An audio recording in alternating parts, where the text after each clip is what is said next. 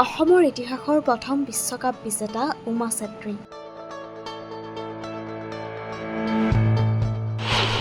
বোকাখাটৰ ভিতৰুৱা গাঁৱৰ পৰা বিশ্বকাপলৈ স্বপ্নবুই যাত্ৰা।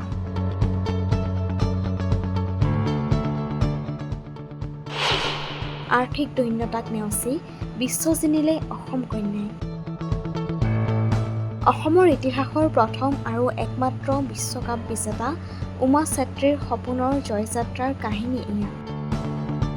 বোকাখাটৰ ভিতৰুৱা গাঁৱৰ পৰা বিশ্বকাপলৈ উমাৰ এয়া জয়যাত্ৰা। আজি সমগ্ৰ অসম গৌৰৱান্বিত উমা চেত্ৰীক লৈ। ভাৰতীয় মহিলা দলৰ জাৰ্চি পিন্ধাৰ সপোন আছিল উমাৰ। ভাৰতৰ হৈ খেলাৰ হেঁপাহ আছিল সপোন দেখি ভালপোৱা ছোৱালীজনীৰ। আৰু আজি সপোনক বাস্তৱ কৰি দেখুৱালে উমাই।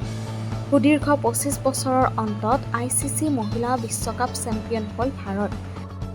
আৰু দেশলৈ গৌৰৱ কঢ়িয়াই অনা এই দলটিত আছিল অসম কন্যা উমাও।